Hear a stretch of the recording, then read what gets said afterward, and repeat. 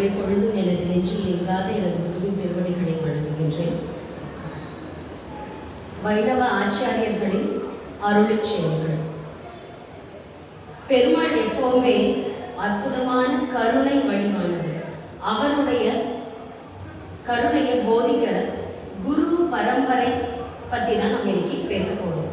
பாயும் நீர் அரங்கந்தன்னுள் பாம்பு அணை பள்ளி கொண்ட மாயனார் திருநன் மாறும் மரகத உருவும் தோழும் தூய தாமரை கண்களும் துவர் இதழ் பவழவாயும் ஆயசீர் முடியும் பேசும் அடியாரோர்க்கு அகலல்லாமே என்று தனது அழகாலும் அருளாலும் அடியார்களை ஆட்கொள்கின்ற அரங்கனின் திருவடிகளை வணங்குகின்றேன். அரங்கனுக்கு இடம் தருகின்ற தன்னுடைய சிறப்பான பக்தியாலையும் கருணையாலையும் அரங்கனை ஆட்கொள்கின்ற அடியார்கள் அனைவரது பாதங்களையும் வணங்குகின்றேன். இப்ப நம்ம வைணவ ஆச்சாரியர்களின் அருளி செயல்கள் அப்படிங்கிற தலைப்பை பார்க்க போறோம். அருளி செயல்கள் அப்படிங்கிற வார்த்தை யார் முதல் பயன்படுத்தினார் அப்படின்னா, மணவாள மாமுனிகள் தன்னுடைய உபதேச ரத்ன மாலை அப்படிங்கிற நூல்ல பயன்படுத்தியிருக்கார். அவர் அருளி செயல்கள் அப்படிங்கிற வார்த்தையை எந்த பொருளை பயன்படுத்தினார்னா, 12 ஆழ்வார்களுடைய பாடல்களை அருளி செயல் அப்படிங்கிற பொருளை அவர் பயன்படுத்தினார். அருளி செயல்கள் அப்படின்னா மனம் உவந்து தருதல். மனம் உவந்து மழை தானே வளரும். அந்த மாதிரி 12 ஆழ்வார்களும் தன்னுடைய கருணையால மக்களுக்கு கொடுத்த பாடல்களை தான் அருளி செயல்கள்னு சொல்லியிருக்காங்க. அந்த வார்த்தை பிரயோகத்தை நான் ஆச்சாரியர்களுடைய அருளி செயல்கள்ங்கிற இதுல உபயோகப்படுத்திருக்கேன். ஏன்னா அந்த 12 ஆழ்வார்களுடைய பாடல்களும் நம்ம கையில கிடைக்க பல நூற்றாண்டுகள் ஆயிடுச்சு. கிடைக்கல, இருந்த பாடல்கள் மறைக்கப்பட்டது காலத்தால. அதை திரும்ப கொண்டு சேர்த்த மாபெரும் பணியை நம்மளுடைய வைணவ ஆச்சாரியர்கள் செஞ்சிருக்காங்க. அந்த மாபெரும் கருணைய போற்றித்தான் ஆச்சாரியர்களுடைய அருளி செயல்கள் அப்படிங்கிற வார்த்தைய ஆழ்வார்களுக்கு பயன்படுத்தின பொருளை ஆச்சாரியர்களுக்கு இங்க நான் பயன்படுத்தினேன். இப்போ ஆச்சாரிய பரம்பரை அப்படின்னா குரு. சாதாரணமாவே குருவுக்கு அதிக முக்கியத்துவம் உண்டு. வைணவத்துல குரு அப்படிங்கிறதுக்கு பெருமாளுக்கு சமமான ஒரு நிலை குருவுக்கு உண்டு. பெருமாள் ஒரு சில இடங்களை பார்த்தீங்கன்னா கடவுளை விட ஒரு படி மேல ஆச்சாரியனை கருதுற ஒரு பாங்கு உண்டு. இப்போ இங்க வாரம் பேசுறவங்களுடைய பெயர் இங்க போர்டுல போட்டிருக்கு இல்லைங்களா? அது யார் முன்னாடி போட்டிருக்கு அந்த போர்டு? ராமானுஜன் முன்னாடி. குருவருள் இருந்தாதான் எந்த செயலும் நடக்கும். பெருமாளை பத்தி பேசணும்னாலுமே குருவுடைய அருள் அவசியமா வேணும். குருவருள் இல்லாம நம்மளால ஆன்மீகத்துல ஒரு இம்மி அளவு கூட நகர முடியாது. அப்படி நம்மளை வழி நடத்துற அந்த குருவுடைய அருளை பத்தி தான் நம்ம இப்ப பார்க்க போறோம். குருவருள் அப்படின்னா சாதாரண ஒரு தாயை விட அதிகமான கருணை குருவுக்கு உண்டுன்னு சொல்லுவாங்க. தாயினும் சால பறிந்து. தாய் தன்னுடைய பிள்ளைய தூங்கிட்டு இருக்கிற பிள்ளை கூட என்ன பண்ணுவாங்கன்னா, பசிக்குதோ அழுகுமோ அப்படின்னு தூக்கத்துல கூட அவங்களுக்கு அந்த அழுக சத்தம் குழந்தை அழுகுமோ அப்படின்னு நினைச்சு பால் ஊட்டுவா தாய். அதை விடவும் ஒரு பிறவியில தான் தாய் பால் ஊட்டுவா. ஆனா நம்மளுடைய குரு என்ன பண்ணுவார்னா, பிறவியா நம்மளை வழி நடத்திட்டே போவார்.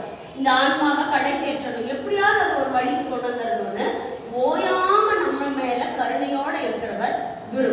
இப்ப குரு பக்தியினால என்னென்னலாம் சாதிக்க முடியும், எதெல்லாம் நடக்கும் அப்படிங்கிறதுக்கு உதாரணம் ஒரு சின்ன நிகழ்ச்சியை சொல்றேன். கோதாவரி நதிக்கரையில குரு ஜனார்த்தனர் அப்படிங்கிற ஒரு குரு இருந்தார். அவருக்கு கீழே ஏகநாதர் அப்படிங்கிற ஒரு சீடர் பல ஆண்டுகளா அவருக்கு கீழே சீடரா இருந்து சேவை செஞ்சுட்டு இருக்காரு. அவர் செய்யற சேவை என்னன்னா, குருவுடைய பூஜை நேரங்கள்ல குருவுக்கு நீர் எடுத்து தருதல். அதுதான் அவர் பண்ற மிகப்பெரிய சேவை. நம்ம ஒரு சாதாரண விஷயமா நினைக்கிறோம், தண்ணி எடுத்து தரதுதானே, இது என்ன பெரிய விஷயம் அப்படின்னு நினைக்கிறோம். ஆனா வைணவத்தை பொறுத்த வரைக்கும் ஒரு கைங்கரியம் அப்படின்னு எடுத்துட்டாங்கன்னா அதை தன்னுடைய ஆயுள் முழுக்க தன்னால முடிஞ்ச வரைக்கும் தான் செஞ்சுட்டு தன்னுடைய பரம்பரைக்கு அதே கைங்கரியத்தை கொடுப்பாங்க. அது சாதாரண விஷயம் இல்லை. தன்னுடைய உயிர் போற சமயத்துல கூட கைங்கரியத்தை முடிச்சுட்டு இறந்த எத்தனையோ அடியார்கள் நிறைய பேர் இருக்காங்க. அந்த கைங்கரியம்ங்கிறது உங்களுக்கு ரொம்ப ரொம்ப முக்கியம். இப்போ ஏகநாதர் என்ன பண்றாருன்னா தன்னுடைய குருவுக்கு பூஜை வேலைகள்ல நீர் எடுத்து தர அந்த கைங்கரியத்தை பண்ணிட்டு இருக்காரு. தொடர்ந்து பல ஆண்டுகள் செய்யறாரு. குருவுக்கு மனம் கழிஞ்சிருச்சு. அது ஒரு வார்த்தை சொல்லுவாங்க, தெய்வம் நினைச்சா கூட கொடுக்க முடியாதத குரு நினைச்சா கொடுத்துருவார். குரு நினைச்சாலும் மனசு கழிச்சு கொடுத்துருவார். எந்த சூழ்நிலையில இருந்தாலும் எப்படி இருந்தாலும் குருவர்கள் நம்மளை காப்பாற்றும். ஜனார்தனருக்கு தன்னுடைய சீடர் மேல மனம் கழிஞ்சிருச்சு. இவருக்கு எப்படியாவது இறை தரிசனத்தை காமிக்கணும்னு நினைக்கிறார். சீடர் கிட்ட அவர் எதுவுமே சொல்லல. உனக்கு இறை தரிசனம் கிடைக்க போது நான் கொடுக்க போறது எந்த வார்த்தையும் சொல்லலை.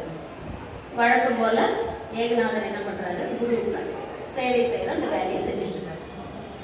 அடுத்த நாள் காலையில் என்ன பண்றாரு, ஏகநாதர் என்ன நதி, கோதாவரி நதி கரைக்கு போய் நீர் எடுத்துட்டு நடந்து வர வரும்போதே என்ன ஆகுதுன்னா, தத்தாத்திரேயர்னு ஒரு அம்சம் கேள்விப்பட்டிருப்பீங்க. தத்தாத்திரேயர் அப்படின்னா பிரம்மா, விஷ்ணு, சிவன் மூன்று மும்மூர்த்திகளும் சேர்ந்த ஒரு அம்சம் தான் தத்தாத்திரேயர். ஒரு இறைவனை ஒரு அம்சத்தை தரிசனம் பண்ணவே நிறைய பாடல்கள், சிதர் பாடல்கள் எல்லாம் கேட்டிருப்பீங்க. சாதாரணமா பண்ண முடியாது. தன் மேல புற்று வளர்ந்து பல ஆண்டுகள் தவம் பண்ணினா மட்டும்தான் இறை அருளை பெற முடியும். சிவனை தரிசனம் பண்றதுக்கு நிறைய பேர் பல முயற்சிகள் பண்ணியிருப்பாங்க. ராவணன் ஒரு தலையா வெட்டி போட்டு கூட கடைசியில தான் இறை தரிசனம் கிடைச்சதுன்னு சொல்லுவாங்க. அது தன் முயற்சியாக. இப்ப குரு நினைச்சு தரும்போது என்ன ஆகுதுன்னா, சீடருக்கே தெரியாம தத்தாத்திரேயர் தண்ணி எடுத்துட்டு போற வழியில, ஏகநாதர் போற வழியில தத்தாத்திரேயர் நின்றுட்டு இருக்காரு. இறைவன் தரிசனம் தரத்துக்காக காத்துட்டு இருக்காரு. எதனால? குருவுடைய வார்த்தைகள் காத்துட்டு நின்றுட்டு இருக்காரு. இப்ப என்ன ஆகுது, தத்தாத்திரேயர் ஏகநாதர் கிட்ட, நான் தான் தத்தாத்திரேயர் வந்திருக்கேன், உனக்கு அருள் தரேன். உடனே அவர் என்ன சொல்றாரு, சாமி கொஞ்சம் தண்ணி நிறுங்க, நான் என் குருவுக்கு தண்ணி எடுத்துட்டு போறேங்கிறார். தத்தாத்திரேயருக்கு ஒரு நிமிஷம் ஆச்சரியம். இறைவன் தானே இறங்கி தரிசனம் கொடுத்தா நம்ம என்ன பண்ணுவோம், இறை தரிசனம் கிடைச்சதுன்னா ஒரு லிஸ்டே போட்டு வச்சிருப்போம். எனக்கு இந்த வரம் வேணும், அந்த வரம் வேணும், என் புள்ள பசங்க பேரம் பேத்தி வரைக்கும் லிஸ்ட் போட்டு என்னென்ன பண்ணணுமோ எல்லாத்தையும் வாங்கிப்போம். ஆனா இறை தரிசனம் கிடைச்சும் அவர் என்ன நினைச்சாருன்னா, என் குருவுக்கு இப்ப நான் கைங்கரியம் செஞ்சுட்டு இருக்கேன், அது தடைப்படக்கூடாதுன்னு நினைச்சாரு. அப்ப குரு அந்த தத்தாத்திரேயர் என்ன நினைச்சாருன்னா, இவ்வளவு பக்குவப்பட்ட ஆன்மாக்கு என்ன பண்ணணும், தன்னுடைய அருளை பரிபூர்ணமா கொடுத்தார். அவர் பண்ணது என்ன, ஒரே ஒரு கைங்கரியம். யாருக்கு? குருவுக்கு. குருவுக்கு செய்யற கைங்கரியம் என்னைக்குமே எந்த சூழலா இருந்தாலும் சரி, எந்த காலமா இருந்தாலும் சரி, அதுக்கு பலன் இல்லையே அப்படின்னு நம்ம யோசிக்கவே வேண்டியது. அது எந்த காலத்துல நமக்கு உரியது எதுவோ அதை கொண்டு நம்மளுக்கு செய்யும். அதுதான் குருவுடைய அருள். நீங்க திருமழிசை ஆழ்வார் கதையில கேட்டிருப்பீங்க இல்லையா, குருவுடைய அருள் தான் என்ன நல்லா நடக்கும். பெருமாளை என்ன பண்ணுவார், பாய் சுருட்டி எடுத்து வச்சு கிளம்பி வந்துடுவார். கணிகண்ணன் போறான், நீ கிளம்பி வான்னு சொன்னோன்னே என்ன பண்றாரு, பாம்பு அது ஆதிசேஷனை சுருட்டி எடுத்துட்டு வான்னு சொல்றாரு. சொன்ன உடனே பெருமாள் அழகா எடுத்து பாம்பு அந்த படுக்கை சுருட்டி எடுத்து வச்சு கிளம்பி வர்றாரு. சாதாரண மனிதர்கள் அவங்க சாதாரண மனிதர்களா வாழ்ந்தவங்க தான். ஆனா குருங்கிற நிலையில வரும்போது அவங்களுடைய மதிப்பும் அவங்களுடைய கருணையும் வேற மாதிரி, மிக சிறந்த கருணையோட அவங்க இருப்பாங்க. கணிகண்ணனுக்காக கிளம்பி போவாங்க. திரும்ப அரசனே தன் காலில் விழுக வைக்கிற அளவுக்கு ஒரு மேம்பட்ட நிலைய குருவருள் நம்மளுக்கு கொடுக்கும். நம்மளுக்கு தேவையில்லை. குரு இருந்தாருன்னா எவ்வளவு பெரிய பொக்கிஷம் என்ன வேணுமோ உனக்கு அந்தந்த நேரத்துக்கு அதை கொண்டாந்து சேர்த்துப்பாங்க. அதுதான் குருவருடைய மகத்துவம். இப்போ குருவருடைய சிறப்பை சொல்றதுக்கு, என் குருவுக்கு நான் அடிமையா இருக்கேன், எனக்கு அது சந்தோஷம் ஒரு ஆழ்வார் சொல்லியிருக்காரு. என் குருவுக்கு நான் அடிமை, நான் பெருமாள் கூட அடிமை இல்லை, குருவுக்கு நான் அடிமை. அவர் இருந்தா போதும், என் குரு இருந்தா எனக்கு பெருமாளுடைய தரிசனம் கிடைச்சா என்னென்ன பலனோ அதுக்கு மேல பல மடங்கு பலன் எனக்கு என் குரு தருவார். அதுக்கு உதாரணமா நம்மாழ்வாருடைய சீடர் மதுரகவி ஆழ்வார். அவர் நம்மாழ்வார் மேல பக்தியோட, நல்லா தெரிஞ்சுக்கோங்க, நம்மாழ்வார் மேல குருவுக்கான பாடலை பாடுறது மதுரகவி ஆழ்வார். பெருமாளை விட அவர் அதிகமா பாடுறது யாருன்னா குருவர். குருவை பிடிச்சா போதும், குரு குரு குருன்னு அவர் அது மட்டும்தான் அவருடைய வாழ்க்கையாவே இருந்தது. நம்மாழ்வார ஒரு ஆழ்வார மனம் இறங்க வைக்கிறது அவருடைய சீடரால முடியும். அந்த கதை நம்ம பின்னாடி பார்க்கலாம். இப்போ மதுரகவி பெரியாழ்வார் தன்னுடைய குரு மேல ரொம்ப பக்தியோட ரொம்ப ஆனந்தத்தோட தன்னை அடிமைன்னு சொல்ற அந்த பாடல் பார்க்கலாம். மிக்க வேதியர் வேதத்தின் உட்பொருள் நிற்க பாடி என் நெஞ்சுள் நிறுத்தினான் தக்கசி சடகோபன் எம் நம்பிக்கு ஆழ்புக்க காதல் அடிமை பயனன்றே.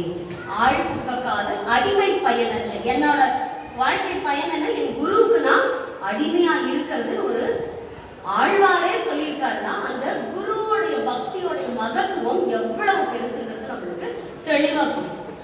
அவர் பெருமாளை பத்தி உயர்த்தி சொல்லல, பெருமாள் உயர்வானவர் தான், ஏற்கனவே அது தெரிஞ்ச விஷயம். ஆனா நான் எனக்கு எதுவுமே தெரியாது, ஆனா என்ன வேதியர்கள் சொல்ற வேதத்தோடைய உட்பொருள் எல்லாம் எனக்கு ஒண்ணுமே புரியாது, நான் சாதாரண மாநிலம்.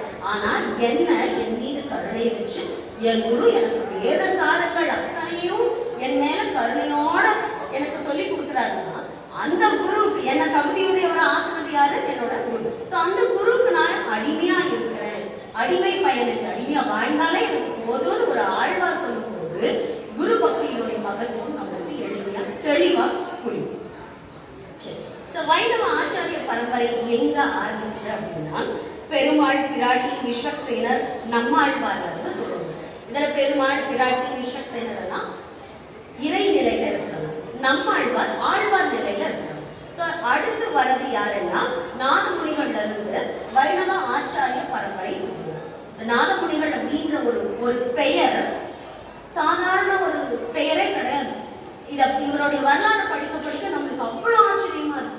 மக்கள் மேல கருணைக்காக, தன்னுடைய சுயநலத்துக்காக அல்லாம மக்கள் மேல வைக்கிற பாசத்துக்காகவும் கருணைக்காகவும் இந்த அளவுக்கு இவங்க பணி செய்ய முடியுமான்னு அந்த வரலாற்றை படிக்க படிக்க நீங்க வைணவ ஆச்சாரிய பரம்பரை முழு கதைகளையும் படிச்சு பாருங்க, அவ்வளவு அற்புதமா இருக்கும்.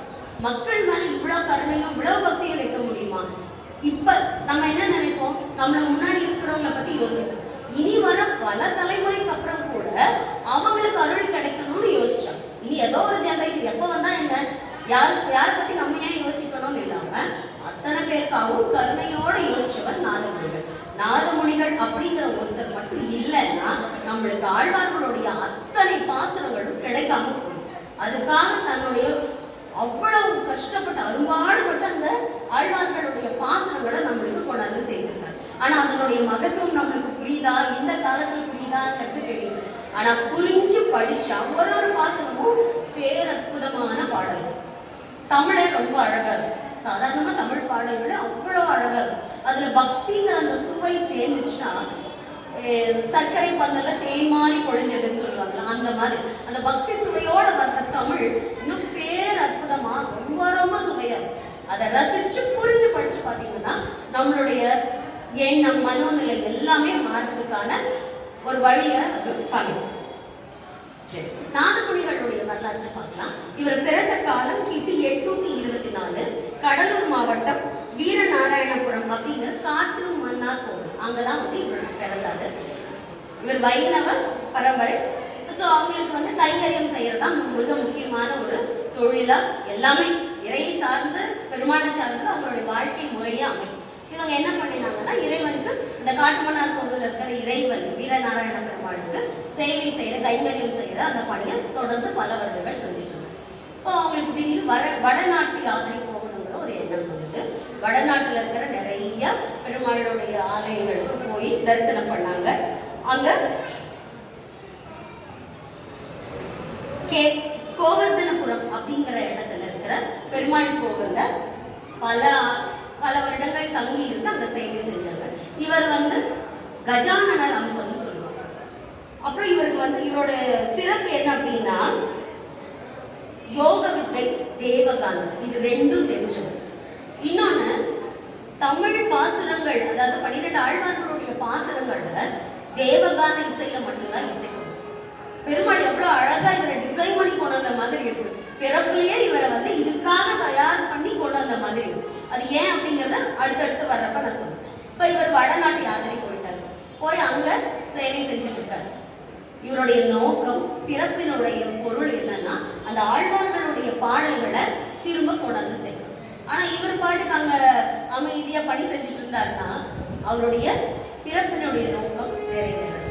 யோசிச்சு பாருங்க, ராமர் பட்டாபிஷேகம் பண்ணிட்டு அமைதியா அயோத்தியில எந்த பிரச்சனையும் இல்லாம வாழ்ந்துட்டாருன்னா ராவண வதம் நடைபெற்றிருக்கவே இருக்காரு.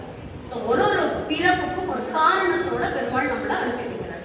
இப்போ நாகமுனிகளுடைய பிறப்பினுடைய அடிப்படை என்ன அப்படின்னா, அவர் 12 ஆழ்வார்களுடைய பாடல்களை நம்மளுக்கு கொண்டு சேர்க்கணும். அப்ப அந்த பயன் நிறைவேறாம போயிடும் இல்லையா? அப்ப என்ன ஆகுதுன்னா, அவர் வடநாட்டு பயணத்துல இருக்கும்போது அங்க கைங்கரியம் பண்ணிட்டு இருக்கும்போது வீரநாராயணபுரம் பெருமாள் அவருடைய கனவுல தோன்றி திரும்ப இங்க வா அப்படின்னு அழைக்கிறார். ஸோ அழைச்சோடனே பெருமாளுடைய உத்தரவு இல்லையா, அதை மீற முடியுமா? உடனே கிளம்பி குடும்பத்தோட இங்க வராங்க. ஈஸ்வரப்பட்டர், அவருடைய தந்தை ஈஸ்வரப்பட்டர், மகன் ஈஸ்வரமுனிவர், அவங்களுடைய பிள்ளை தான் ஆளவந்தார். அடுத்து வந்த ஆச்சாரிய பரம்பரையில ஆளவந்தார் ஒரு மிகப்பெரிய ஒரு சக்தி அடுத்த நிலைக்கு எடுத்துட்டு போச்சு. அதை பத்தி நம்ம அடுத்த வாரங்கள்ல பார்க்கலாம். சரி, இப்போ இங்க வந்து தமிழ்நாட்டுல அங்க பணி செஞ்சு வீரநாராயணபுரத்துல பணி செஞ்சுட்டு இருக்கும்போது திருக்குடந்தை ஆறாவமுதன் கோயில் அங்க வந்து ஒரு நாள் இவர் போயிருக்கிறப்போ ஒரு பாடல் இவருடைய செவிகள்ல விடுது. வடநாட்டுல இருந்து யாத்திரை வந்த யாத்திரிகர்கள் அந்த பாடல்களை பாடுறாங்க. இப்போ ஒரு பாடல் தமிழ் நல்ல ஒரு பாசுரங்களையோ பாடல்களையோ கேட்டா நம்ம என்ன பண்ணுவோம், ரசிச்சு கேட்கணும். ரியாக்ஷனே இல்லாம போனான்னா ஒரு பிரயோஜனம் இல்லை. ஒரு கணவன் மனைவி வீட்டுல இருக்கும்போது நல்ல கணவருக்காக வகை வகையா வடை பாயசத்தோட சாப்பாடு செஞ்சு சாப்பிட்டும் கணவருக்கு வச்சா அவர் அந்த மாடு பிள்ளைமையர் மாதிரி பேச்சுட்டு போனாருன்னா அந்த மனைவிக்கு என்ன தோணும், உனக்கு போய் சமைச்சு போட்ட பாத்தியா அப்படின்னு மனசுக்குள்ள தோணும் இல்லையா? நம்மளுடைய தமிழ் பாசுரங்களும் ரசிச்சு புரிஞ்சு படிச்சு பாருங்க, அதனுடைய சுவையே தனி. அதை நான் திரும்ப திரும்ப திரும்ப ஏன் சொல்லிட்டு இருக்கேன்னா, எளிமையான தமிழ். ரொம்ப கஷ்டமா அர்த்தம் டிக்ஷனரி பார்த்தாலும் நீங்க புரிஞ்சுக்கணுங்கிறதே ரொம்ப எளிமையான தமிழ், பேரற்புதமான பொருள் நிறைந்த பக்திச்சார நிறைந்த அற்புதமான பாடல்.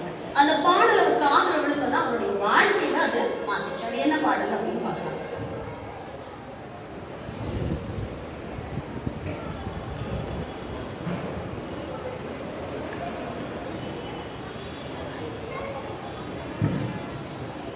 ஆறாவமுதே அடியே நுடலம் நின்பால் அன்பாயே, நீராய் அலைந்து கரைய உருக்குகின்ற நெடுமாலே, சீரார் செல்லில் கவரி வீசும் செழுநீர் திருக்குடந்தை ஏறார் கோலம் திகழ கிடந்தாய் கண்டே எம்மானே. இந்த பாடலை துவங்கி உழலை என்கின் பேச்சு முலையோடு அகழை உயிருண்டான் கடல்கள் அவையே சரணாக கொண்ட குருகூர் சடகோபன் குழலின் மலியச் சொன்ன 1020 மழலை தீரவல்லா காமர் மானேய நோக்கியிருக்கே. இந்த முதல் பாடல் ஆரம்பிச்சு இந்த இறுதி பாடல் வந்து மொத்தமா 10 பாசுரங்கள். இத கேட்ட உடனே அவருக்கு ஆனந்தம் தாங்க முடியல. அது வரைக்கும் சமஸ்கிருத மொழியில தான் பெருமாளை பத்தின பாடல்கள் இருந்துட்டு இருந்தது, அதை பத்தின பெருமாளை அர்ச்சிக்கிற முறைகள் இருந்துட்டு இருந்தது. தமிழ்ல இவ்வளோ பேர் அற்புதமான ஒரு பாடல் இருக்கா அப்படிங்கிறத முதல் நாதமுனிகள் கேட்கிறார். கேட்டோன்னா அவரால் சும்மா இருக்க முடியும். இவ்வளவு பேர் அற்புதமான பாடல் மற்றவங்களுக்கு தெரியலையே, அது என்ன ஏதுன்னு தெரியலையே அப்படின்னு சொல்லிட்டு அங்க வந்திருக்க அந்த பாடல்னா வடநாட்டு யாத்திரிகர்கள் கிட்ட கேட்கிறாங்க. கேட்டப்ப அவங்க எங்களுக்கு தெரியாது சுவாமி, இந்த பாடல் நாங்க சொல்லி கொடுத்தது மொத்தம் 10 பாட்டு மட்டும்தான் எங்களுக்கு தெரியும், அதை மட்டும்தான் நாங்க பாடுறோம் அப்படின்னு சொல்லி சொன்னாங்க. ஸோ அப்போ அந்த பாடலில் வர வரிகளை வச்சு அது எங்கிருந்து வந்திருக்கும் அப்படிங்கிறத நாதமுனிகள் ஆராய்ச்சி பண்றாரு. அதுல குருகூர் சடகோபன் அப்படிங்கிற வார்த்தை அப்ப நம்மாழ்வார் பத்தின பாடல். நம்மாழ்வாருக்கு சடகோபன் அப்படிங்கிற பேர் இருக்கு, அவர் பிறந்த ஊர் குருகூர். ஸோ அந்த குருகூர் சடகோபன் அப்படின்னா நம்மாழ்வார் பத்தின பாடல்கிறது தெரிஞ்சிச்சு. அடுத்தது குழல் மலிய சொன்ன 1020 பல இந்த 1000 பாடல ஒரு 10 பாட்டு தான் நாங்க சொல்றோம்னு சொல்றாங்க. அப்ப ஒரு 10 பாட்டே இவ்வளவு சுவையா இருக்குன்னா 1000 பாடல்கள் இன்னும் எவ்வளவு சுவையா இருக்கும், அதை கண்டுபிடிச்சே ஆகணும் அப்படின்னு சொல்லி நாதமுனிகளுடைய மனதுல பெரிய வைராகியம், மிகப்பெரிய வைராகியம் உருவாயிடுச்சு. அப்ப அவர் போய் என்ன பண்றாருன்னா, சோ அப்ப யார்கிட்ட கேட்கறது, மதுரை கவி ஆழ்வாருடைய சீடரான பராமசதாசரை அவர் போய் சந்திக்கிறார். இப்போ நம்மாழ்வார் பாடல்னு தெரிஞ்சிருச்சு. அப்ப நம்மாழ்வாருடைய குரு பரம்பரையில வர்றவங்க மதுரை கவி ஆழ்வார். மதுரை கவி ஆழ்வார் முக்தி அடைஞ்சிட்டாருன்னா அதுக்கு அடுத்தது பராமசதாசர் கிட்ட போய் கேட்கிறாரு. கேட்கும்போது அவர் என்ன சொல்றாருன்னா, இந்த 10 பாடல்கள் மட்டும்தான் இப்ப எங்க கிட்ட இருக்கு, அது யாரு நம்மாழ்வார் நம்மாழ்வார் மேல மதுரகவி ஆழ்வார் குரு பக்தியால பாட்டு இந்த 10 பாடல்கள் மட்டும்தான் என்கிட்ட இருக்கு, வேற பாடல்கள் கிடையாது அப்படின்னு சொன்னோமே. அப்ப இதை அடையிறதுக்கான வழி ஏதாவது சொல்லியிருப்பாங்க. என்ன பண்றது அப்படின்னா, நம்மாழ்வார் வந்து யோக சமாதி நிலையில திருப்புழி மரத்துல இருக்காரு. அந்த மரத்துடைய பொந்துல வந்து அவர் யோக சமாதி ஆயிருக்காரு. அங்க போய் வைணவர்கள் புளிய மரத்தை எப்பவுமே கொஞ்சம் தாழ்வா பேசும், வைணவர்களுக்கு அப்படி இல்லை, அது ரொம்ப புனிதமானது. ஏன்னா நம்மாழ்வார் வந்து யோக சமாதி நிலையில இருக்கிறது அந்த புளிய மரத்துடைய பொந்துல. இப்ப அங்க போய் நின்று அது போய் அமர்ந்து நீங்க 12,000 முறை இந்த 10 பாடல்களையும் பாருங்க. யோசிச்சு பாருங்க, 12,000 முறை இந்த பாடல்களை ஓயவே கூடாது, தொடர்ந்து சொல்லிட்டே இருக்கணும். நம்மளால முடியுமா? ஆனா நாதமுனிகள் பண்ணார். எதுக்காகனா, இவ்வளவு பேரற்புதமான ஒரு பாடல்கள், அந்த பாடல்கள் கேட்க கேட்க பெருமாள் மேல இவ்வளவு பக்தியோட இருக்க முடியுமா? இவ்வளவு எளிமைய பக்தியை சொல்ல முடியுமா?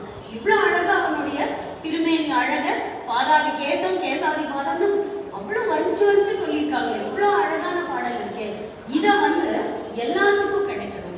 இந்த பாடல்கள் காலத்தால மறைக்கப்படக்கூடாது அப்படிங்கிற முயற்சிக்காக என்ன பண்ணாங்க, நம்மாழ்வாருடைய யோக சமாதியில போய் 12,000 முறை 12,000 முறை இந்த 10 பாடல்களையும் திரும்ப திரும்ப திரும்ப சொல்லி தவம் செய்யறாரு.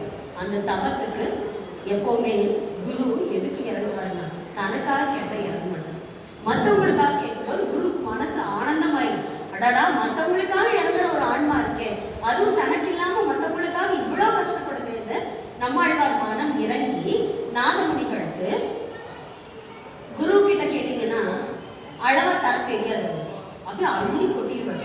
குருவுடைய மகத்துவம் அதுதான். தெய்வத்துக்கிட்ட கூட இதுதான் வேணும் இப்படிதான் வேணும்னு வரன் கேட்டா அது மட்டும்தான் கிடைக்கும். ஆனா குரு கிட்ட அப்படி அவர் யோசிப்பார். தாயினும் சால பறிந்து திரும்ப திரும்ப அந்த வார்த்தை குருன்னு சொன்னாலே அந்த வார்த்தை ஞாபகம் வச்சுக்கணும்.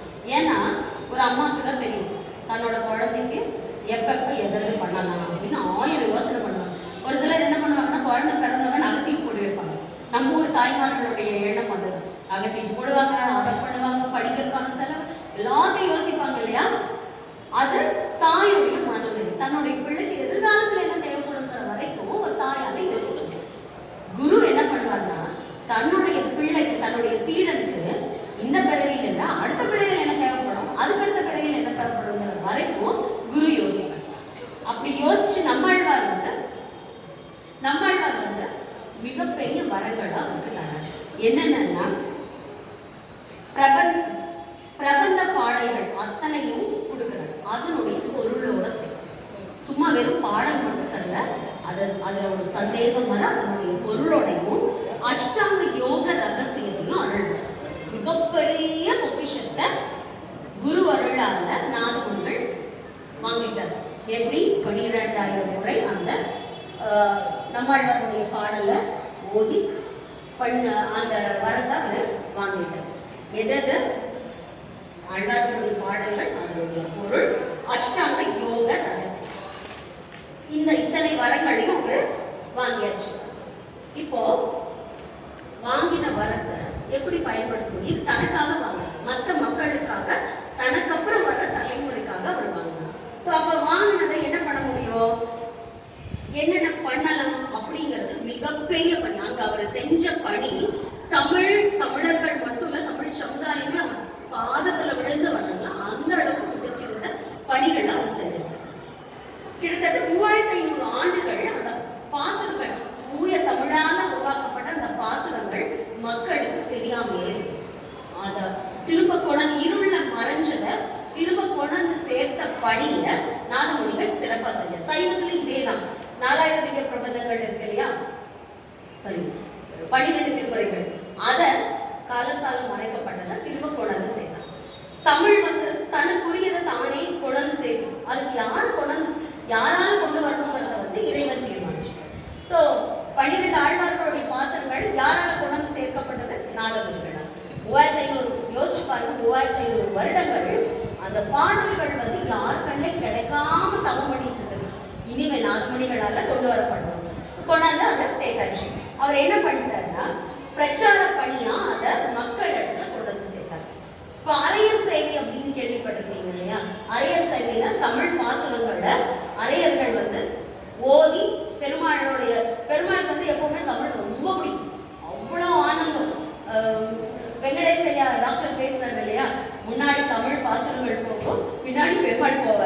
அதுக்கப்புறம் வேத மந்திரங்கள் போகும். பாசுரம் பாட்டு பின்னாடியே போயிடுவார். ஆழ்வார் சொன்ன உடனே வாய் சுற்றிட்டு கிளம்பினார் இல்லையா, அந்த மாதிரி தான். தமிழ் பாசுரங்கள் பாடினீங்கன்னா பெருமாள் மனம் குளிர்ந்தது. சிவனுக்கும் இதே நிலைதான். சைவத்துல இந்த கதை நிஜத்துல சொல்லப்பட்டது. சுந்தரருடைய தமிழ் பாசுரத்து பாடலுக்கு பெருமாள் அப்படி மயங்கிடுவாங்க. தினப்படி அவர் என்ன பண்ணுவாரு, இறைவனுக்கு சிவனுக்கு பாசுரங்களை தன்னுடைய பாடல்களை பாடி இறைவனுக்கு சேவை செய்யறது அப்படிங்கிற இதை செய்வார். அப்போ ஒரு தடவை என்னாச்சு, சுந்தரருடைய தமிழ் பாடல் கேட்டுட்டு இருக்காரு. தினப்படி இது நடக்கும். அதே சமயத்துல சேரமான் பெருமாள் நாயனார் அவர் என்ன பண்ணுவாரா, தினப்படி இறைவனுக்கு பூஜிச்சு தன்னுடைய பாசல்கள் பாடல்களால இறைவனை மனம் குளிர்ந்ததுக்கு அப்புறம் ஒரு மணி ஓசை கேட்கும். அது கால் சதங்கை சத்தம். ஒரு சத்தம் கேட்ட உடனே பெருமாள் கேட்டாரு, இறைவன் கேட்டாரு அப்படின்னு மனசு கணிஞ்சு அதுக்கப்புறம் தான் உணவே எடுத்துப்பார். சேரமான் பெருமாள் நாயனார் தன்னுடைய ஆழ்மொழிக்கு இதை செஞ்சுட்டு இருந்தாரு. இப்போ ஒரு சமயம் என்னாச்சு, சேரமான் பெருமாள் நாயனார் தன்னுடைய பூஜைகள் எல்லாம் முடிச்சு இறைவன் மேல பாசுரங்கள் பாடுறாரு. பாடி முடிச்சுட்டு சதங்கை சத்தம் கேட்கவே இல்லை. கொஞ்ச நேரம் பொறுமையா பார்க்குறாரு.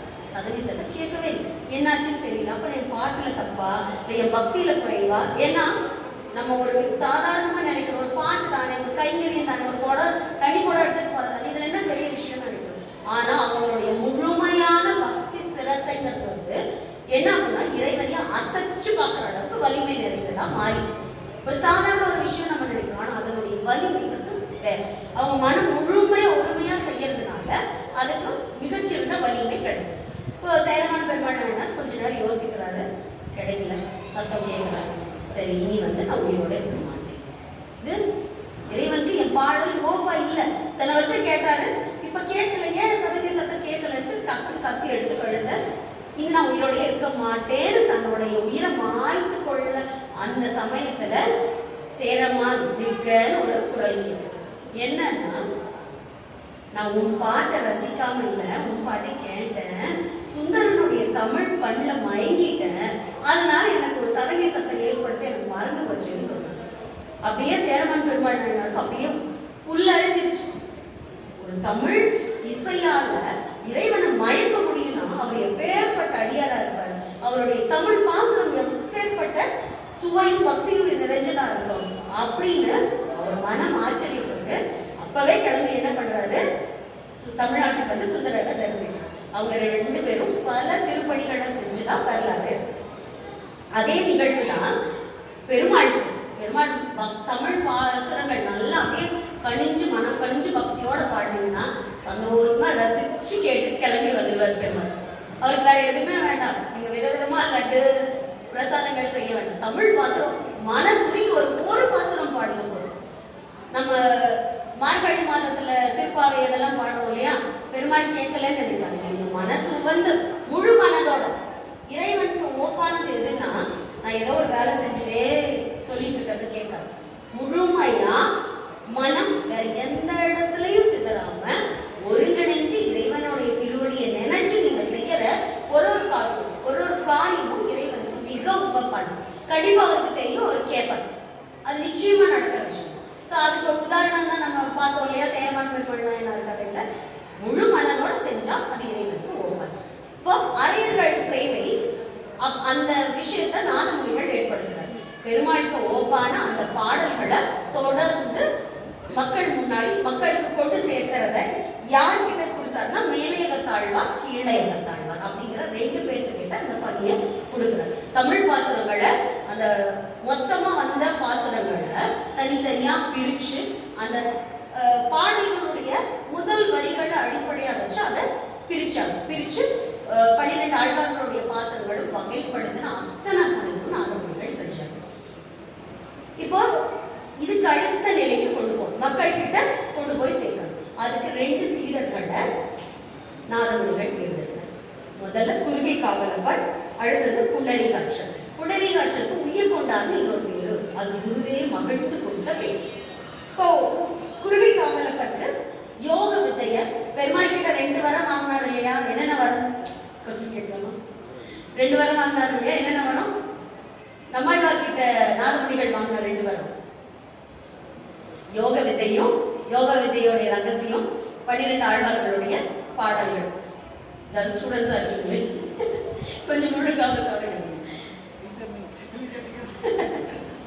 ஏன்னா தூங்கி இருக்கக்கூடாது, யாருனாலும் அப்பப்போ ஒரு கேள்வி கேட்டு எழுப்பிட்டு. ஸோ 12 ஆழ்வார்களுடைய பாடல்களும் யோக ரகசியத்தையும் வாங்குறாரு. இப்போ அதை 2 சீடர்கள் கிட்ட அவர் பிரிச்சு கொடுக்குறாரு.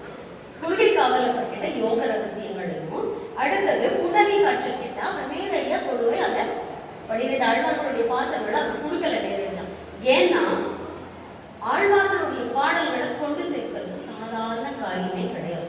அதை ஒரு தகுதியுடைய ஒருத்தர்கிட்ட கொடுக்கணும். ராமானுஜருக்கு தன்னுடைய குரு கிட்ட ஆளவந்தார் உத்தரவு இருந்தா கூட அவருக்கு யோக வித்தையை சொல்லித்தர 10 முறை அவர் நடக்க வச்சாங்க. அவருக்கு மேல, ராமானுஜருக்கு மேல தகுதியுடைய வைணவர் யாராவது இருக்காங்களா? ஆனாலும் சோதிக்காம அதை கொடுக்கக்கூடாது. சாதாரணமா வந்தோன்னா வா எடுத்து பொன் கொடுக்குற விஷயமே கிடையாது. அதனால அவர் பல சோதனைகள் செய்யப்படும்.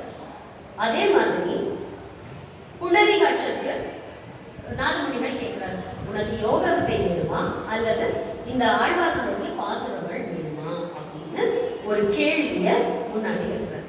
இப்ப நம்ம என்ன நினைப்போம், யோக வித்தை தெரிஞ்சா நான் ஏன் ஆன்மா கிடைத்தேனும், நான் முன்னேறி போயிடுவேன், நான் முன்னேறினா என்னுடைய பரம்பரைக்கே நல்லது, நான் அடுத்தது என்னுடைய பரம்பரைக்கு நான் அதை சொல்லி கொடுத்துருப்பாரு. தகுதி உடையவங்களுக்கு, எல்லாருக்கும் எல்லாம் கிடைக்காது, அதை நினைச்சு தகுதி உடையவங்களுக்கு அதை கொடுப்பாங்க.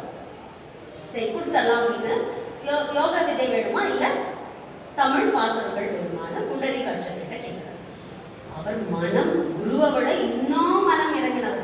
நாதமுனிகள் எப்படி தமிழ் மக்களுக்காக அந்த பாசனங்களை கொண்டு சேர்த்தாரோ, அவருடைய சீடர் அதை விட பல மடங்கு மக்கள் மேல கருணை உள்ளவர். அவர் என்ன சொல்றாருன்னா, சுவாமி யோக வித்தை படிச்சா நான் முன்னேறுவேன், ஏன் ஆன்மா கடை தேரும், ஆனா இங்க இருக்கிற அத்தனை மக்களையும் கடை தேர்றதுக்கு ஒரு வழி வேணும் இல்லையா? அதனால நான் என்ன பண்றேன், இந்த ஆழ்வார்களுடைய பாசனங்களையும் அதனுடைய பொருளையும் நான் வாங்கிக்கிறேன், நான் அதை மக்கள் கிட்ட கொண்டு சேர்க்கிறேங்கிற மிகப்பெரிய ஒரு கருணை மனதோட அதை செய்யறேன். இப்போ மக்களுக்கு ஏன் அதை கொண்டு சேர்க்கணும்? இந்த ஆழ்வார்களுடைய பாசனம் திரும்ப திரும்ப திரும்ப சொல்லிட்டே இருக்கும். அதனால என்ன நன்மை வரணும்? அந்த தமிழ் பாசனங்கள் வந்துட்டா எல்லாருமே முன்னேறிடுவாங்களா? அதனால என்ன பலன்? அது நம்மளுக்கு ஒரு தெளிவு. என்னன்னா, இப்போ நம்மளுக்கு இறைவனை போற்றி பாடணும், அதை மனமுருகி பாடின. ஏன்னா ஏற்கனவே அவங்க அத்தனை பேரும் ஆழ்வார் நிலையில இருந்தவங்க. அவங்களுடைய பக்தியும் அந்த அந்த பாடல்களை சொல்ல சொல்ல என்ன ஆகும்னா நம்மளுடைய ஆன்மா பக்குவ நிலையை அடையும். அப்ப அந்த பாடல்களை உங்களுக்கு கொண்டாந்து சேர்க்கணும், மக்களுக்கு கொண்டாந்து அவசியமான ஒரு விஷயம். ஏன்னா அவையார் ஒரு பாடல சொல்லுவாங்க நல்வழியில, உண்பது நாழி உடுப்பது 4 முழம் 80 கோடி நினைந்தென்னுவன. அவையார் காலத்துல 9 நாழின்னு சொல்லிட்டாங்க. நம்ம அப்படி இல்லைல்ல, இப்போ பீட்சா பர்கரு வேற லெவல்ல சாப்பாடு. உடுப்பது 4 முழம். இப்ப இருக்கிற அமேசான் அதை பத்தி எல்லாம் தெரியல அவங்களுக்கு, இந்த காலத்துல வேற. ஸோ 9 நாள் ஒரு 4 அரிசி சாப்பிட முடியும், 4 முழம் தான் நம்ம உடல்ல உடுத்திக்கணும். ஆனா நம்ம மனசுக்கே எத்தனை கோடி கோடி எண்ணங்கள் ஒரு நாள் முழுக்க வந்துகிட்டே இருக்கு. நம்ம எண்ணங்களை மட்டும் உட்கார்ந்து ஆராய்ச்சி பண்ண ஆரம்பிச்சீங்கன்னா பயமா இருக்கு.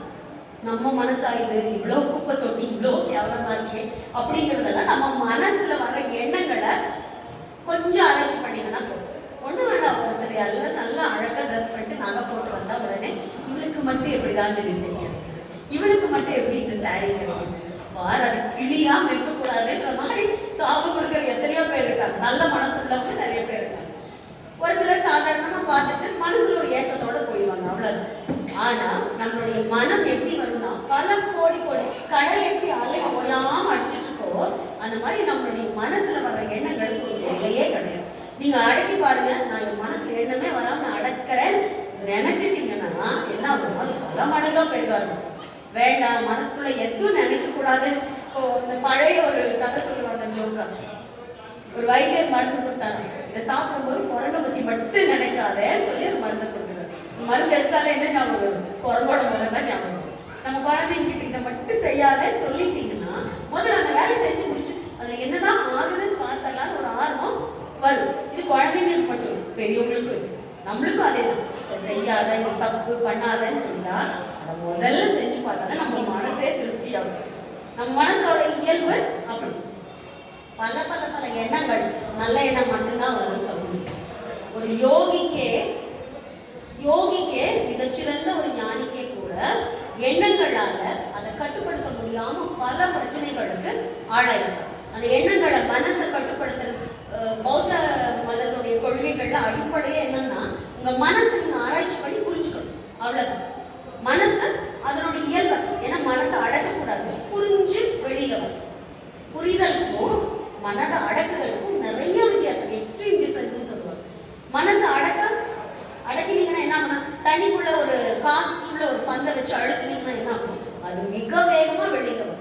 அதே மாதிரி தான் நம்ம மனசு என்னன்னா, ஒரு விஷயத்த வேண்டான்னு சொல்லும்போது அதை பல மடங்கு அது மேல ஆர்வம் வரும்.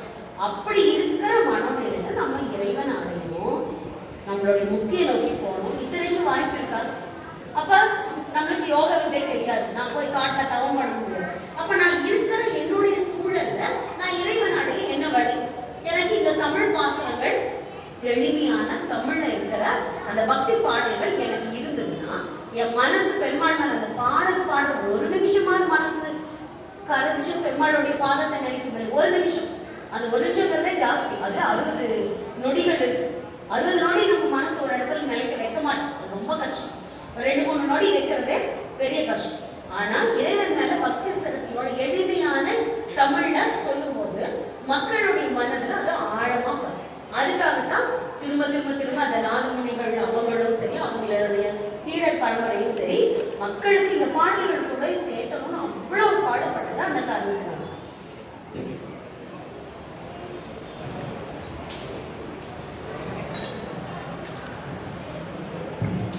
இந்த எண்ணம் இருக்கு இல்லையா, மற்றவங்களுக்கும் பலன் கிடைக்கணும் அப்படிங்கிற எண்ணம் இருக்கு இல்லையா, இதுக்கு தமிழ் இலக்கியத்துல ஆற்றுப்படை அப்படிங்கிற ஒரு இலக்கிய வகை. ஆற்றுப்படை அப்படின்னா, பொருள் பெற்று வர்ற ஒரு புலவன் பொருள் பெறாம வறுமையில வாழ்ற இன்னொரு புலவனுக்கு ஆற்றுப்படுறது. நீ இந்த அரசன் கிட்ட போ, அவர்கிட்ட இவ்வளவு பொருள் கிடைக்கும் பாரு, நான் இவ்வளவு வாங்கிட்டு வந்திருக்கேன் அப்படின்னு பெருமையா சொல்லிக்கிறது தான் ஆற்றுப்படை இலக்கியம். அதுக்கு தொல்காப்பியருடைய குரட்பா ரொம்ப அழகா இருக்கும்.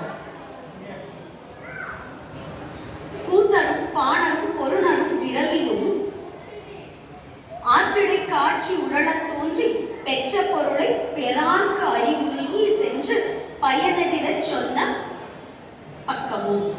பெற்ற பொருளை பத்தி பெறார்க்கு போய் நான் சொல்லுவேன். இந்த ஆற்றுப்படை இலக்கிய வகையத்தான், அந்த ஆற்றுப்படை இலக்கியத்தை எந்த மனோநிலையில நம்ம சொல்றோமோ அதே நிலைதான் இங்க இருக்க புண்டரீகாட்சனுக்கு தோணுது. தான் யோக நிலையில இறையருள் சுலபமா கிடைச்சிடும். ஆனா எனக்கு அப்புறம் வர கஷ்டத்துல வறுமைனா இந்த இடத்துல பக்தி இல்லாம இறைவனுடைய அருள் இல்லாத அந்த வறுமை. அப்படி இருக்கிறவங்களுக்கு அந்த அருள் போய் சேரணும் இல்லையா, அப்படி ஆற்றுப்படுத்துற ஒரு மனோநிலை தான் புண்டரீகாட்சிக்கு இருந்தது. உடனே குரு மற்றவங்களுக்காக நினைச்ச உடனே குரு என்ன பண்ணுவாரு? அளவில்லாத ஆனந்தம். உடனே அவர் என்ன சொல்றாருன்னா, நாதமுனிகள் புண்டரீகாட்சர் மற்ற அனைவரையும் உய்ய கொண்டாரோ அப்படிங்கிற வார்த்தையை அவருக்கு கொடுக்குறாரு. குருவாயால மற்றவங்களுக்காக மனசு இறங்கி நீ மற்றவங்களை காப்பாற்ற வந்த உய்ய கொண்டாரோ அப்படின்னு சொல்ற அந்த வார்த்தை மிகப்பெரிய ஒரு ஆசீர்வாதம் குரு கிட்ட இருந்து வரும். அந்த பாடல்கள் அனைத்தும் அதனுடைய பொருளும் சேர்த்து உய்ய கொண்டாருக்கு கிடைக்குது. அவர் அதுக்கு அடுத்து தன்னுடைய செய்திகளை ஆரம்பிக்கிறார். இப்போ இறைவனை சேர்ந்தா மட்டும்தான் நம்மளுக்கு உய்ய வழி அப்படியே இல்லை, நிஜமா உய்யாது. இறைவனை சேராம இறைவனை நினைக்காம நம்மளால முன்னேறிட முடியுமா? அப்படி இறைவனை, அது எந்த இறைவனா இருந்தாலும் சரி, முகமதியர்களா இருந்தாலும் சரி, கிறிஸ்துவர்களா இருந்தாலும் சரி, இந்துக்களா இருந்தாலும் சரி, ஒரு இறைவன் அவரை பக்தி சிரத்தையோட நினைக்க ஒரு மார்க்கம், ஒரு வழி வேணும். அந்த வழியை காட்ட யார் வேணும்? குரு வேணும். அந்த குருவர்களால இறைவனை சேரும். தனக்கு உமை இல்லாதான் தாழ் சேர்ந்தார் கல்லால் மனக்கவலை மாற்றல் அறிவு. எனக்கு என் வாழ்க்கையில ஒரு பிடிப்பு வேணும், ஒரு மாரல் சப்போர்ட்னு சொல்லுவாங்க இல்லையா, எனக்கு என் குரு இருக்காரு, எதுனால பாத்துக்குவாரு, என் இறைவன் இருக்காரு, எதனால எனக்கு பாத்துக்குவாரு. கஷ்டமோ வாழ்க்கையில கஷ்டப்படாம இருக்கவே முடியாது இல்லையா, அது நிஜம்தானே. அந்த ஒரு சேலஞ்சா சந்திச்சுட்டே போகணும். அந்த சூழலை எப்படி வெற்றி கொள்றது அப்படிங்கிறது குருவருள் இருந்தா, அது எவ்வளவு கஷ்டமான இக்கட்டான சூழலா இருந்தா கூட அதை குரு அழகா காப்பாத்திட்டு. ஆனா அது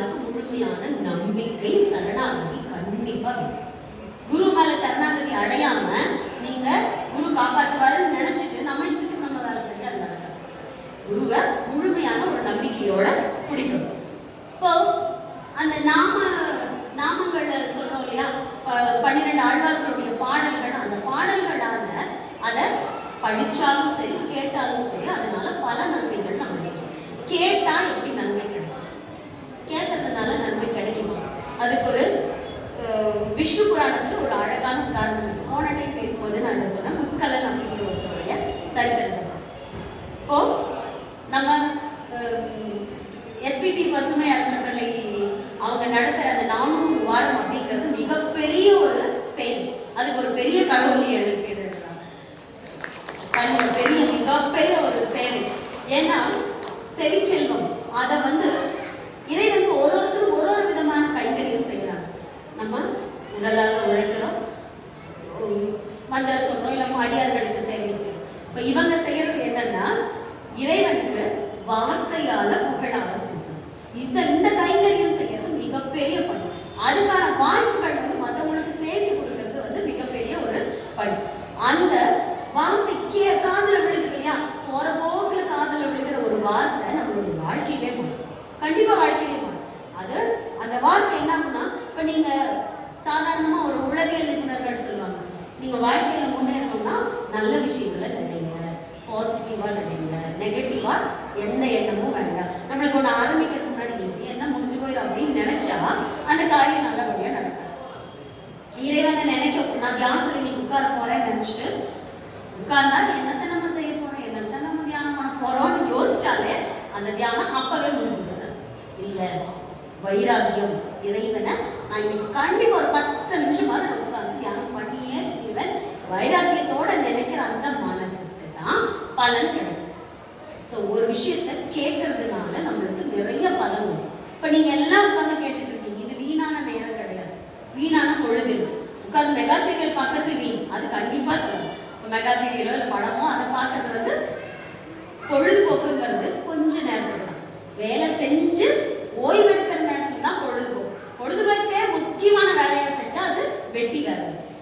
24 மணி நேரம் சீரியல் ஓடிக்கிட்டே இருந்ததுன்னா உங்களோட மனசு என்ன, நம்ம நினைக்கிறோம், நம்ம கேட்கிற விஷயங்கள் நமக்குள்ள பதியறது இல்லை, நெஜத்துல பதியும். நீங்க கேட்கிற ஒரு வார்த்தையும் உங்க மனசுக்குள்ள பதிச்சுக்கிட்டே இருக்கும்.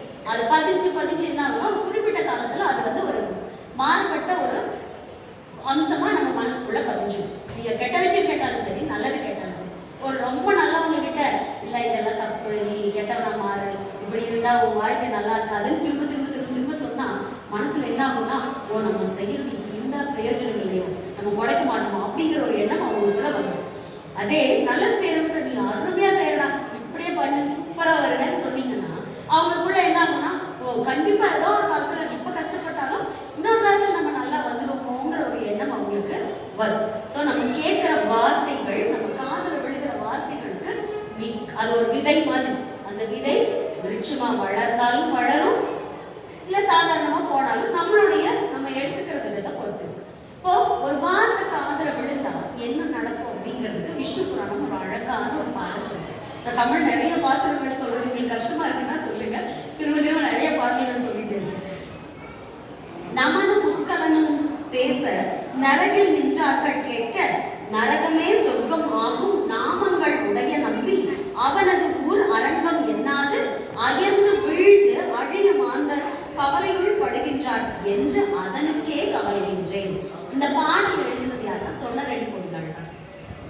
ஆழ்வார்களுக்கெல்லாம் கவலை என்னன்னா, இந்த மட ஜனங்க இப்படி கவலைப்பட்டு இறைவன் கருணையே வடிவான். பெருமாள் நினைச்சா போதும், அவ்வளவு எளிமையா நம்மள ஆட்கொள்ளணும்.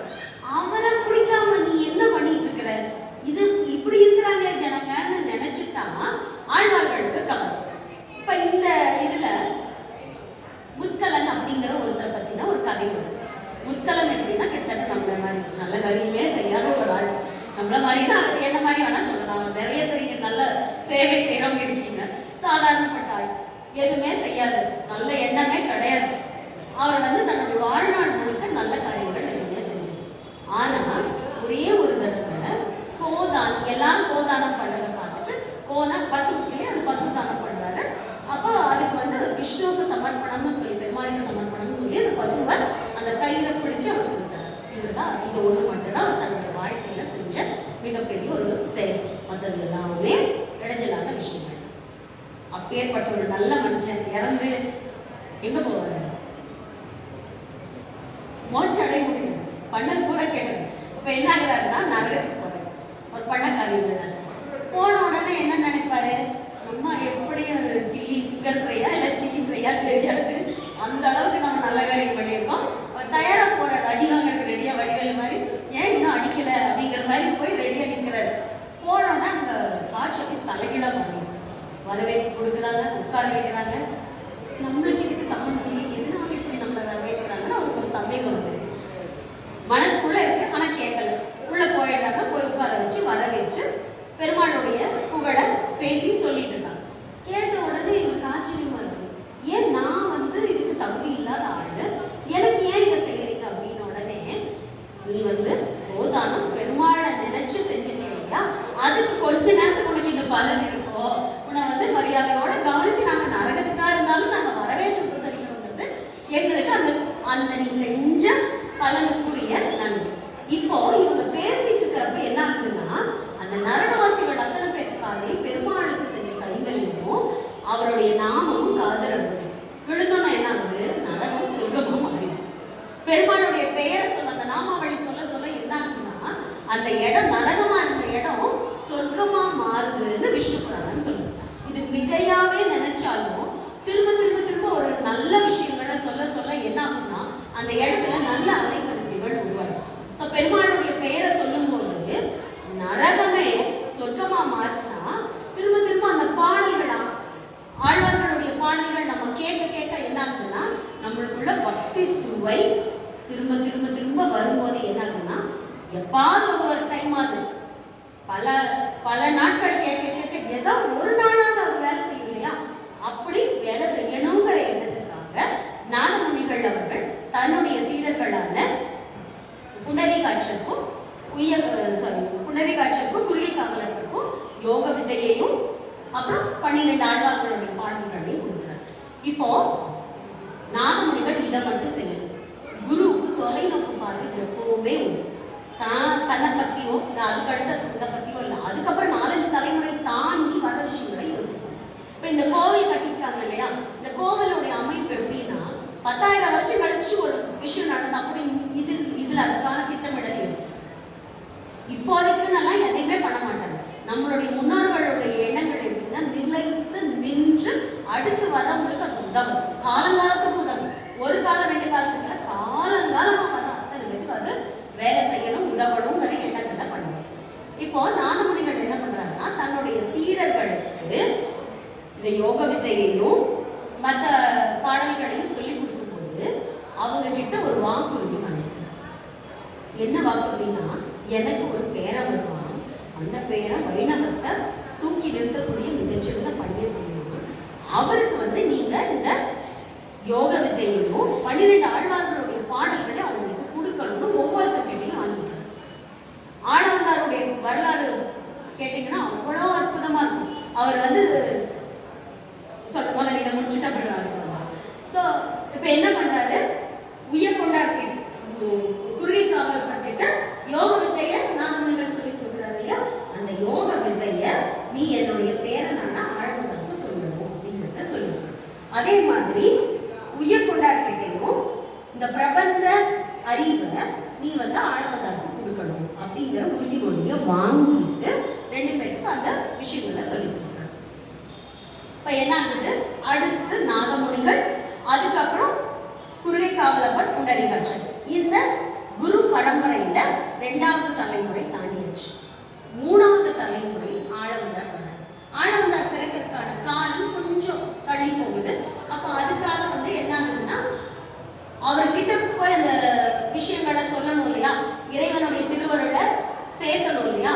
அப்ப என்ன ஆகுது அப்படின்னா, ஆளவந்தார் மிகச்சிறந்த ஆளவந்தாருடைய ஆளுமை பார்த்தீங்கன்னா, அவர் அப்படியே ஒரு நல்ல உயரமா அவ்வளோ ஒரு வலிமையோட ஒரு மிகச்சிறந்த ஆஜானுபாகுவான ஒரு உடல்வா அரசக்கூடிய ஒரு அம்சம் அவர்கிட்ட இருக்கும்.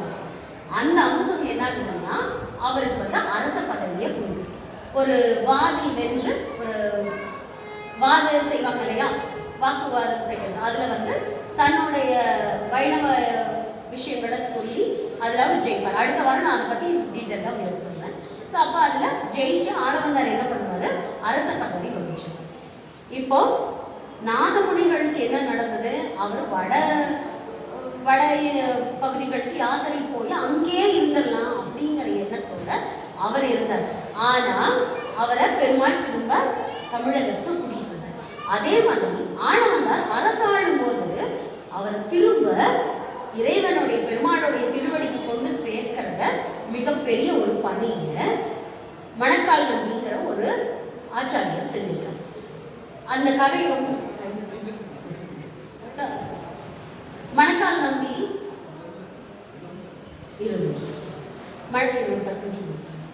மணக்கால் நம்பி போய் ஆளவந்தார பார்க்க போறாரு. பார்க்க போனா அரசர் பார்த்து நினைச்ச உடனே பார்க்க முடியுமா? போய் பல நாள் போய் நிற்கிறாரு, வரக்கூடாது, அனுமதி இல்லாமல் வர முடியாது, போங்க அப்படின்னு அனுப்பிச்சுடுறாரு. இதே மாதிரி தொடர்ந்து போறாரு. போனால் அவர் தரிசிக்கவே முடியாது. ஆனால் தன்னுடைய குருவோடைய உறுதி என்ன?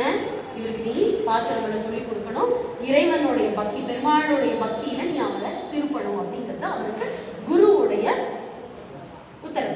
அதை மீற முடியாது. ஆனால் பார்க்கவும் விட மாட்டோம்.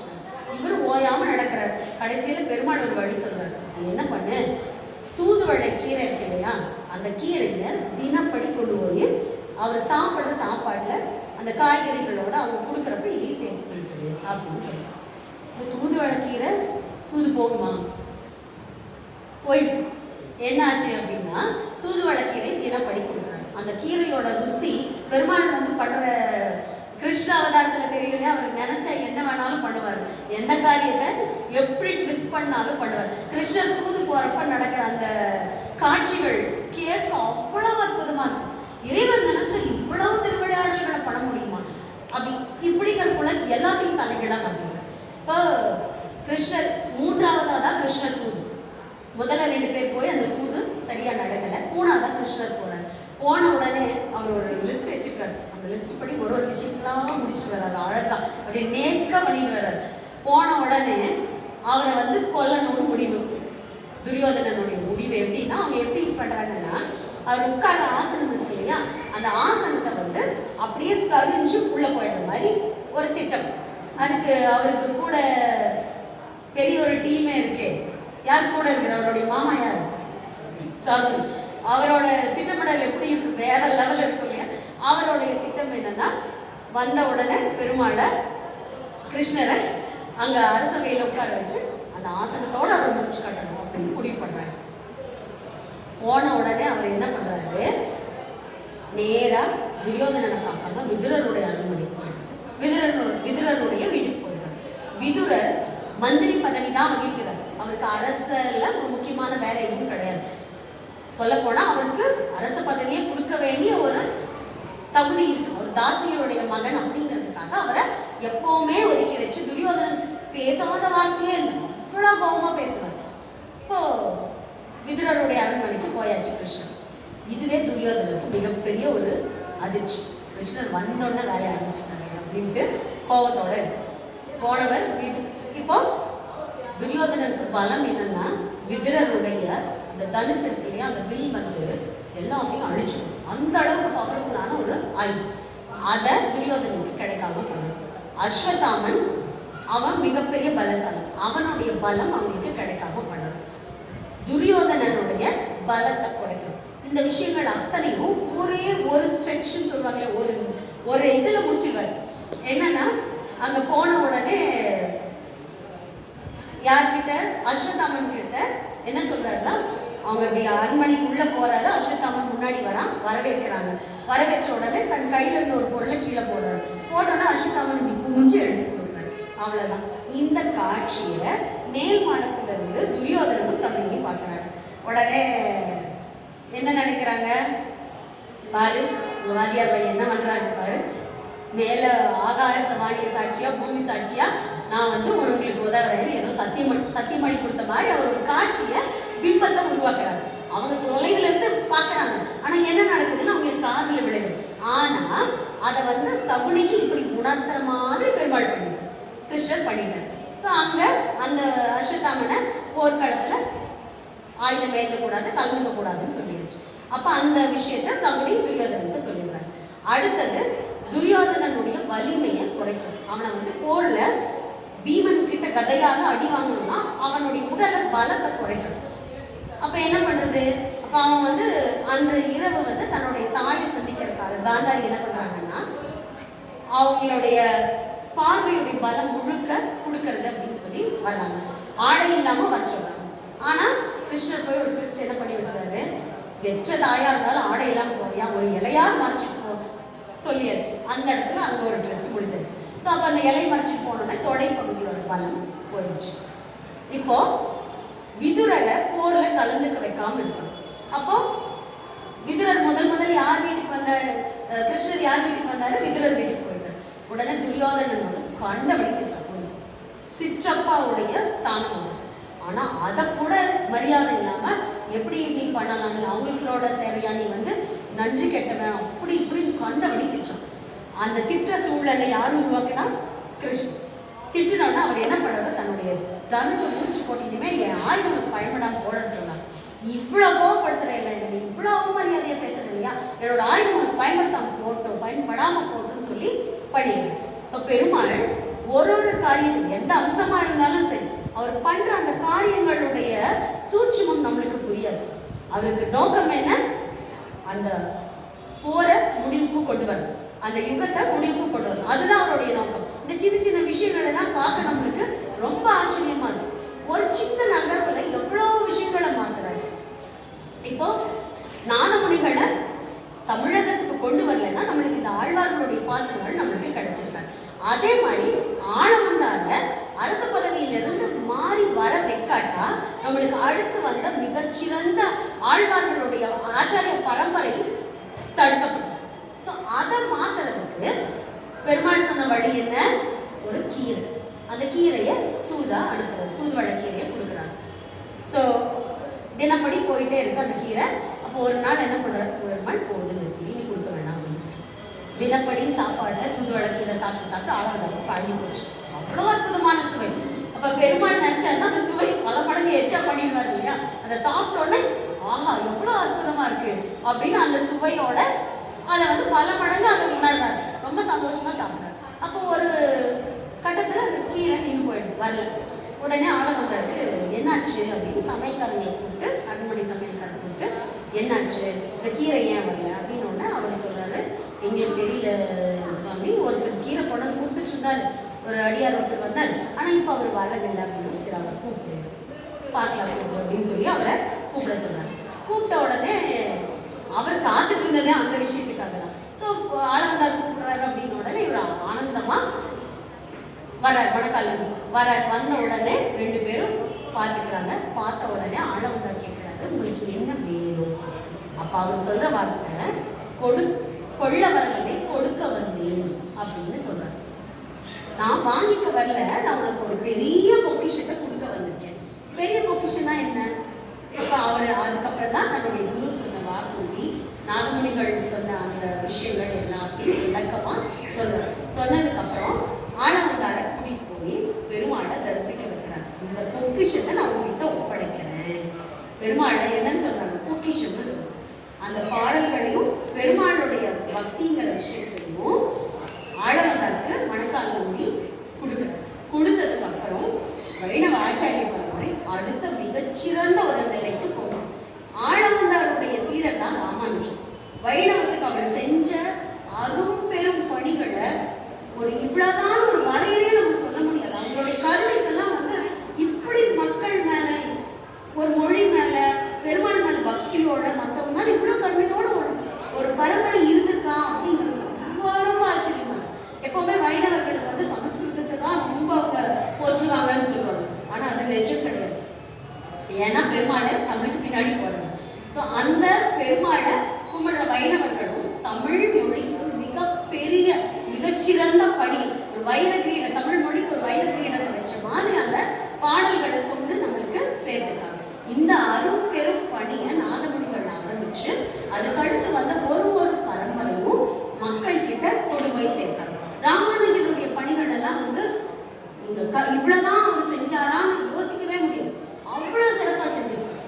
பாரதியார் செஞ்சார் இல்லையா, சாதாரண மக்களுக்கு கூடுதல் போடுறது, நீ பிராமணனா இருந்தாலும் உனக்கு இடையர்கள் கிடைக்கணும், நீ பிராமணனா மாறி போன ஒரு செஞ்ச மாதிரி ராமானுஜரும் சாதாரண மக்கள் நீங்க இப்படிதான் விளக்கணும்னு கிடையாது. அவருடைய குரு ஒரு சாதாரண பாடல் இசைக்கிற ஒரு இதை சேர்ந்தவர் தான், அந்த வகுப்பை சேர்ந்தவர்.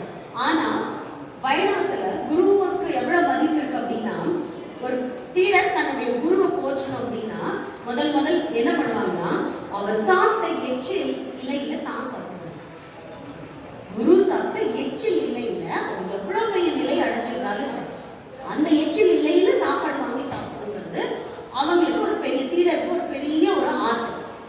இந்த அளவுக்கு ராமானுஜர் பிராமணன், தன்னுடைய குரு ஒரு சாதாரண குடும்பத்தை சேர்ந்தவங்களா இருந்தாலும் தன்னுடைய குரு சாப்பிட்டதுல சாப்பிடணும்னு நினைப்பார். ஆனா அவருடைய மனைவியால் அது வந்து செய்ய இயலாம போயிடும். ஆனா அதையும் மீறி அப்ப தன்னுடைய குருவுக்காகவே போய், அந்த வைணவர்கள் வந்து குருவுக்கு கொடுக்குற முக்கியத்துவம் ரொம்ப ஆச்சரியமா. குரு என்ன ஆகும்னா, குரு கணிச்சிருவார், மனசு கணிச்சு அவர் வர வச்சிருவார். இப்ப நம்ம ஏகநாதர்ல பார்த்தோம் இல்லையா, அந்த கதையில பார்த்தோம் இல்லையா, தெய்வத்தையே வரவழைக்கிற அளவுக்கு. அதுக்கு எனக்கு சம்மந்தமே இல்லை, நான் தெய்வத்தை நேரடியாக பார்க்கணுங்கிற அவசியமே கிடையாது. நான் என் குருவை போற்றி பாடினா போதும். நம்மாழ்வாரை பத்தி மதுரகவி ஆழ்வார் பாடினார் இல்லையா, பெருமாள் பத்தி கூட ஒரு பாடு. ஆனா நம்மாழ்வார் என் குரு மேல நான் அடிமையா ஆனந்தமா நான் என் குருவை பத்தி பாடினா, குருவை நினைச்சா அந்த அருள் எனக்கு என்ன பண்ணும், இறைவனை நேரடியா கொண்டு சேர்க்கும். நான் கஷ்டப்படவே வேணாம், நான் பாடு நான் என் குருக்கு சேவை செஞ்சுட்டே இருக்கேன். என்ன பண்ணுவார் என் குரு, என் மனசு கடிஞ்சு பக்குவம் அடைஞ்சா இறைவனை என்கிட்ட கொண்டு வந்தா அவர் சேர்க்கணும். நம்ம கஷ்டப்படவே வேண்டாம். நீங்க குத்து வளர்த்துற அளவுக்கு தவம் பண்ணி சிரமம் பட்டு அவ்வளவு பண்ணணுங்கிறது, ஏதாவது ஒரு கைங்கரியத்தை குருவுக்கு உவப்பான விஷயங்களை செய்யும்.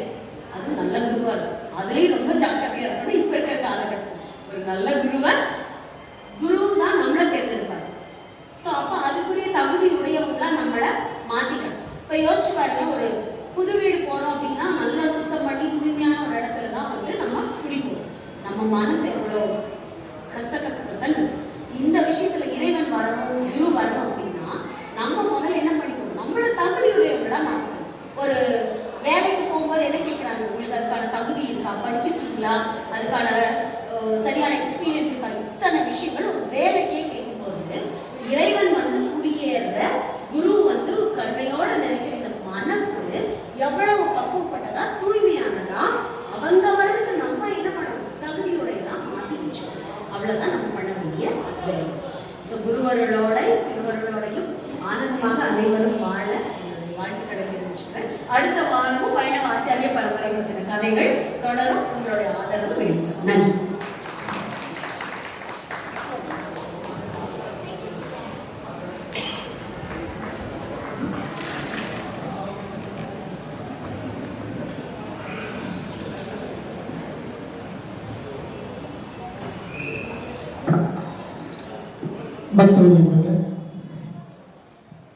முதல் டீச்சர் பாடம் எடுக்க ஆரம்பிச்சாரு, கேள்வி கேட்க ஆரம்பிச்சாரு. கேள்விக்கெல்லாம் பதில் சொல்லுங்க, இங்கே பக்தர்கள் கேட்கறது தான் வந்திருக்கோம், நாங்கள் பேசுறதுக்கு வர்றது.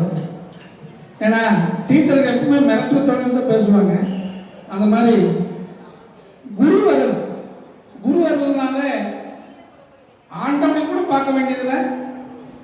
நாங்கள் குரு வணங்கினாலே போதும், டீச்சரை வணங்கினாலே போதும், நாங்கள் பாஸ் ஆகிடுவோம். ஏன்னா டீச்சர் சொல்லி கொடுக்குறத கவனமாக கேட்டாலே போதும், அதுதான் முக்கியம். பள்ளிக்கூடத்தில் வந்து நான் ஒவ்வொரு தடவையும் சொல்லுவேன், பள்ளிக்கூடத்தில் கவனமாக கேட்டிருந்தா இந்த மாதிரி நாங்கள் படிப்பில் ஃபெயிலாக இருக்க வேண்டிய அவசியமே இல்லை. அந்த கவனம் தான் முக்கியம். இந்த 400 வார நிகழ்ச்சி வந்து நடத்தணும்னா கவனமாக கேட்டு ஒவ்வொரு நிகழ்ச்சியும் இந்த மாதிரி டீச்சர்களை வச்சு அழகாக கொண்டு போயிட்டு இருக்கேன். அந்த குருவர்களை வந்து அழகாக எடுத்து சொன்னார். நம்மாழ்வார்களிட்டிருந்து நாதமுனிகள் எப்படி அந்த 12,000 பாசத்தை பெற்றார்கள் பற்றி அழகாக எடுத்து சொன்னார். அதுக்கடுத்து மதுரகவி ஆழ்வாரை பற்றி சொன்னாங்க, பராங்குசதாசனை பற்றி அழகாக சொன்னாங்க. அடுத்தது குருவிக்காலப்பர், நாதமுனிகளிட்டிருந்து குருவிக்காலப்பர், குண்டலிதாசன், அவங்க கிட்ட அந்த ஓக வித்தையும் அந்த 12,000 பாசத்தை பற்றி எடுத்து சொல்றதை பற்றி குருவி காவலப்பர், ஆமாம் குருகை கரெக்ட், குருகை காவலப்பர். அந்த மாதிரி நிறைய வைணவ ஆச்சாரியர்கள் வந்து இந்த பாசனங்களை எல்லாம் நமக்கு எடுத்து சொன்னது விதத்தை பற்றி பார்த்தீங்கன்னா ரொம்ப அற்புதமாக இருந்தது. இன்னொன்று அதுக்கடுத்து பார்த்தீங்கன்னா ஆளவந்தாரை பற்றி அழகாக சொன்னாங்க. நிறைய விஷயங்கள் ஆளவந்தார் வந்து ராமானுஜரை கண்டுபிடிக்கிறதுக்கு நிறைய சிரமப்பட்டாருங்கிறத பற்றி இன்னும் நிறைய விஷயங்கள் இருக்குது. இனி அடுத்த வாரம் கூட அவர் அதை பற்றியெல்லாம் நிறைய சொல்ல இருக்காங்க.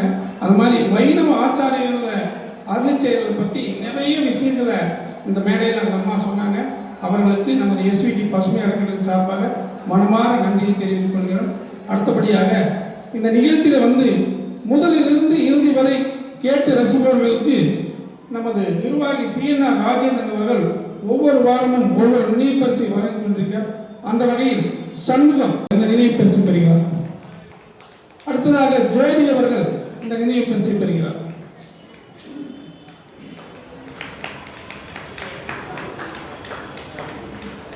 நன்றி நன்றி. இந்த நிகழ்வு பார்த்தீங்கன்னா 2 வாரங்களுக்கு முன்னாடி 400வது நிகழ்ச்சியை சிறப்பாக நடத்தினோம். இந்த எஸ்விடி பசுமை அறக்கட்டளை இந்த நிகழ்ச்சி இந்த மாதிரி டீச்சர்கள்லாம் இருந்தனால தான் இன்றைக்கு 400 வாரங்களை தாண்டி 403வது வாரத்தை எடுத்து வச்சிருக்கோம். இவரோட ஒத்துழைப்பும் மற்ற ஆச்சாரியர்கள் ஒத்துழைப்போடு இந்த நிகழ்ச்சி இனிதே நடைபெற்று கொண்டிருக்கிறது. அடுத்தபடியாக இந்த நிகழ்ச்சி பார்த்தீங்கன்னா ஒவ்வொரு வாரமும் பிரசாதம் வழங்கி கொண்டிருக்கிறோம். அந்த வகையில் இந்த வாரம் அருணா சின்னராஜ் அவர்கள் இந்த பிரசாதத்தை வழங்குகிறார். அவர்களுக்கும் நம்ம எஸ்விடி பசுமை அறக்கட்டளை சார்பாக மனமார்ந்த நன்றியை தெரிவித்துக் கொள்கிறது. கூறிக்கொண்டு அடியார்கள் வாழ அரங்கநகர்கள் வாழ சடகோபுரத்த தமிழ் நூல் வாழ் கடல் சூழ்ந்த மண்ணுல வாழ்க மணவாள மாமணியை இன்னும் ஒரு நூற்றாண்டு என்று கூறி இந்த நிகழ்ச்சி